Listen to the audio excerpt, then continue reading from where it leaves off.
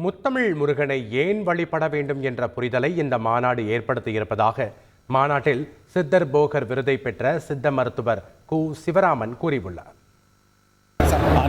அனைத்துலக முத்தமிழ் முருகன் மாநாடு 2024 மிகச்சிறப்பாக 2 நாட்களாக தமிழ்நாடு அரசு அறநிலையத்துறை அமைச்சர் அவர்களுடைய மிகப்பெரிய வழிகாட்டுதலில் தமிழ்நாடு முதலமைச்சர்களுடைய ஆணைப்படி மிகச்சிறப்பாக நடைபெற்று முடிந்திருக்கிறது.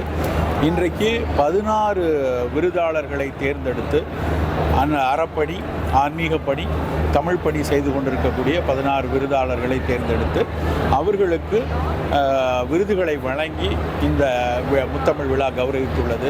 தமிழ் கடவுளை ஏன் வழிபடுகிறோம், அதன் மூலமாக அவர்கள் சொல்ல வந்த தத்துவார்த்த கருத்துக்கள் என்ன, அதை புரிந்து இச்சமூகம் எப்படி மேம்பட வேண்டும் என்று மிகப்பெரிய அளவில் பேசியிருக்கிறார்கள். இந்த விழா ஒரு பெரிய புரிதலை மக்களுக்கு ஏற்படுத்தி இருக்கிறது. பழனியில் நடைபெற்ற அனைத்துலக முத்தமிழ் முருகன் மாநாட்டிற்கு வந்த மாற்றுத்திறனாளிகள் தனியாக கண்காட்சி அரங்குக்கு அழைத்துச் செல்லப்பட்டனர். மாநாட்டின் 2ஆம் நாளில் மாற்றுத்திறனாளிகள் அதிக அளவில் வருகை தந்தனர். அவர்களை காவலர்களும் தன்னார்வலர்களும் வரிசையில் நிறுத்தாமல் தனி வழியில் சக்கர நாற்காலியில் கண்காட்சி அரங்கிற்குள் அழைத்துச் சென்று அரங்கு முழுவதையும் சுற்றி காண்பித்தனர். செய்திகளை உடனுக்குடன் தெரிந்து கொள்ள உடனே சப்ஸ்கிரைப் பண்ணுங்க.